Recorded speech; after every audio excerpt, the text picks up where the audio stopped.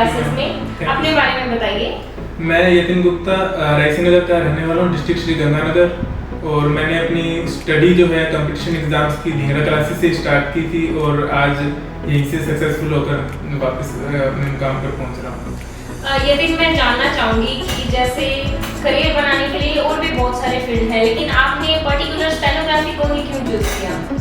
Steno इसी वजह से कि मैं जब ढींगरा सर से मिला तो मेरे जो वीक सब्जेक्ट में था वो था मैथ्स। तो मैथ्स मेरी काफ़ी वीक थी, तो सर ने मुझे यही सजेस्ट किया कि आप स्टेनो की फील्ड में जा सकते हो, क्योंकि मेरी भी जिद थी कि मुझे गवर्नमेंट जॉब में ही जाना है। मुझे सर ने स्टेनो के लिए सारी फैसिलिटीज़ भी अवेलेबल करवाई और सब गाइडेंस की। और उसके बाद मैंने मांगीलाल सर से काफ़ी ज़्यादा सीखा है। स्टार्टिंग इन्होंने से करी है, मांगीलाल सर से स्टार्ट करी है मैंने स्टेनो की, और इन्होंने बेसिक से करवाया मुझे। बुक भी इन्होंने करवाई, स्पीड भी इन्हीं से सीखी मैंने, टाइपिंग भी इन्हीं से ली और गाइडेंस भी सारी इन्हीं से ली है मैंने। और आज इन्हीं की बदौलत मैं जूनियर के स्टेनोग्राफर को क्लियर कर चुका हूँ। ये दिन जैसे कल ही अब आपका रिजल्ट आया है, तो आपके घर में किस प्रकार का माहौल है? घर पर सभी बहुत खुश हैं, क्योंकि गवर्नमेंट जॉब पे मेरा ये पहला ही पेपर था और इसी में मेरा क्लियर हुआ है। इस वजह से, और हमारे के रिलेटिव में भी सबसे पहले गवर्नमेंट जॉब पर हूँ मैं, इस वजह से। हार्ड वर्क, पेशेंस और कंसिस्टेंसी के साथ में आपने स्टेनो की तैयारी की। अब जब आपको उसका रिजल्ट मिल गया है, सफलता हासिल कर ली है, तो अब आप खुद कैसा फील करते हैं? काफ़ी टॉप ऑफ द वर्ल्ड वाली बात होती है, क्योंकि एक इसमें टाइम थोड़ा देना पड़ता है खुद को, और जो कंसिस्टेंसी चाहिए वो सबसे ज़्यादा ज़रूरी होती है कि आपको डेली अपना काम करना है, डेली होमवर्क करना है, जो डेली सर ने बताया है उसको फॉलो करना है। इस बार बताते हैं कि हाँ कोई बात नहीं, आगे ये स्टेप अगला अपना रहना चाहिए, और उसी के कारण पॉसिबल हो पाता है। मैं जानना चाहूँगी आपकी पढ़ने की क्या स्ट्रेटजी रहती है? सर ने जैसे गाइड कर दिया कि आपको ये काम इस टाइम में करना है, या इतनी स्पीड में ये चीज़ पूरी करो, आप इतना टाइम आप टाइपिंग को दो, इतना टाइम आप स्टेनो को खुद को दो पर्टिकुलर को, या इतने टाइम आप इंग्लिश करो, और क्या रूल्स है उसके क्या है, ये सब सर ने बताए हैं। और वही सर की गाइडेंस है कि सर ने कह दिया कि आपको इतनी देर पढ़ना है, तो सर को फॉलो कर दिया कुल मिला के, और उन्हीं को फॉलो करते आज सक्सेसफुल हो पाया। मैं जानना चाहूँगी कि आपने कब से ये तैयारी करना शुरू किया था? मैंने 2019 के एंड में जब स्टार्ट करी थी, फिर 2020 में तो काफ़ी टाइम इसमें ड्रॉप करना पड़ा कोविड के कारण। बट सर ने उस टाइम बहुत ज़्यादा सपोर्ट किया मुझे। कोविड के कारण मेरी पढ़ाई जरूर डिस्टर्ब हुई थी, बट सर ने फिर भी टच में रहकर मुझे काफ़ी ज़्यादा नॉलेज होती किसी भी तरीके से, चाहे ऑनलाइन वे में से कैसे भी, सर ने सपोर्ट किया पूरे तरीके से। जब बीच में एक टाइम ये भी था कि मन हो गया था कि मैं छोड़ ही दूँ सब कुछ, क्योंकि अब कुछ दिख नहीं रहा था आगे रास्ता कोई सही, लेकिन सर ने वो ये सपोर्ट किया पूरा कि नहीं हो जाएगा, कोई दिक्कत नहीं है, टाइम जरूर लग रहा है। टाइम भी खैर कोविड की वजह से लग रहा था, बट सर ने इतना सपोर्ट किया कि आज एट द एंड हो ही गया सब कुछ क्लियर है। स्टेनो के बारे में कुछ बताइए।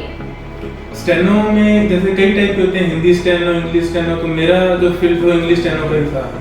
तो इंग्लिश स्टेनो के लिए अब यहाँ पर इतनी फैसिलिटीज़ नहीं थी इंग्लिश स्टेनो की, तो ढींगरा सर ने उसके लिए भी सब फैसिलिटीज अवेलेबल करवाई।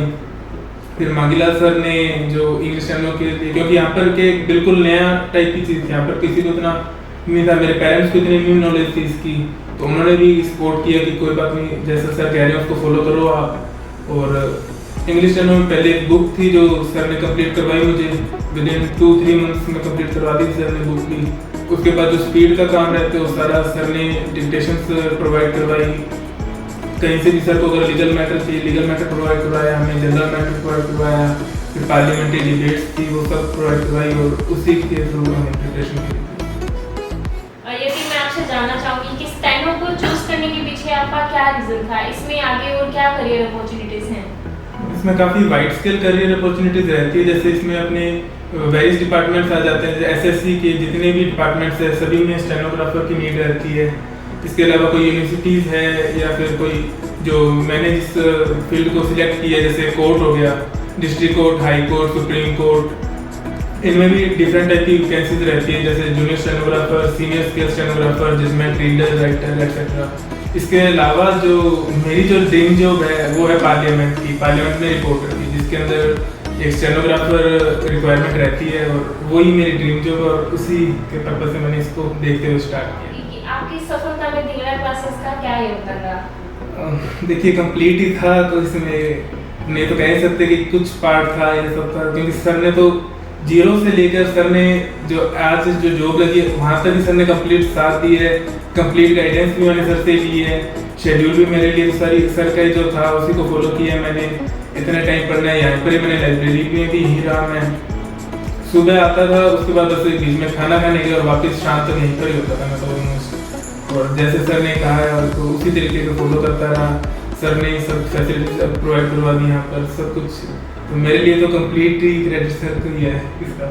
जो बच्चे अभी किसी भी अदर कॉम्पिटिटिव या स्टेनो की तैयारी कर रहे हैं उनके लिए आप क्या मैसेज देना चाहेंगे? कंसिस्टेंसी है जो सबसे ज़्यादा स्टेनो में ज़रूरत पड़ती है, कंसिस्टेंसी की, क्योंकि ये ऐसा नहीं है कि आपने एक बार प्रिपरेशन कर ली तो उसके बाद आप इसको एक बार ड्रॉप कर दो, ऐसा कुछ नहीं होता। इसमें आपको डेली का काम है ये तो बिल्कुल। प्रैक्टिस आप एक दिन भी छोड़ते हो तो आपका ही नुकसान होता है उसमें, तो आपको एकदम डेली कंसिस्टेंसी रखनी चाहिए, अपने टीचर को फॉलो करो, उससे बेस्ट कुछ भी नहीं है। एक अच्छी गाइडेंस में रहना वो सबसे ज़्यादा जरूरी चीज़ है, और मैंने तो गाइडेंस अपनी धीरा क्लासेस से ही ली है और मांगीलाल जी सर से ली है गाइडेंस, और उन्हीं की बदौलत क्लियर कर चुका मैं तो। अब हमारे साथ में मौजूद हैं हमारे स्टेनोग्राफी के टीचर मांगीलाल सर जी। सर स्वागत है आपका धीरा क्लासेस ऑनलाइन स्टूडियो में। Thank you madam. अब आप स्टेनो के बारे में हमें कुछ बताइए। स्टेनो के बारे में मैं बताता हूँ कि सबसे पहले इसमें डिफरेंट तरीके की अलग अलग पोस्टें आती रहती हैं। इसमें सबसे अच्छी पोस्ट जो बच्चे आज एसएससी डिपार्टमेंट में लगना चाहते हैं, इसमें सिर्फ जिनका मैथ कमजोर है वो बच्चे एसएससी स्टेनोग्राफर में बिल्कुल अपनी कामयाबी हासिल कर सकते हैं। इसके बाद जो अलग अलग पोस्टें आती रहती है विभिन्न प्रकार की कोर्टों में, डिस्ट्रिक्ट कोर्ट में, यूनिवर्सिटियों में, जो भी कोर्टें हैं उसमें अलग अलग तरीके की पोस्टें आती रहती हैं। जो कोर्ट में पोस्टें आएगी उसमें रिटन एग्जाम नहीं होगा।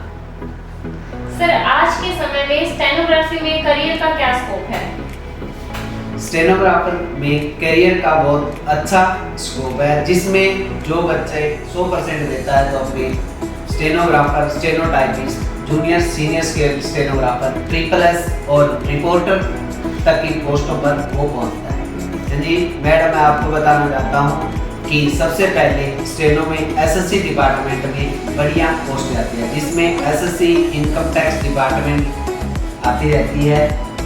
तो उसके बाद जो कोर्ट की पोस्टें आती है स्टेनो में, उसमें सीधी स्टेनो लैंग्वेज लिखी जाती है, जिसमें stenographer, stenotypist, junior scale stenographer, senior scale stenographer तक बच्चे पहुंच सकते हैं। उसके बाद अदर यूनिवर्सिटीज़ की पोस्टें आती है, बच्चे अच्छी से अच्छी तैयारी करके पार्लियामेंट रिपोर्टर तक पहुंचते हैं।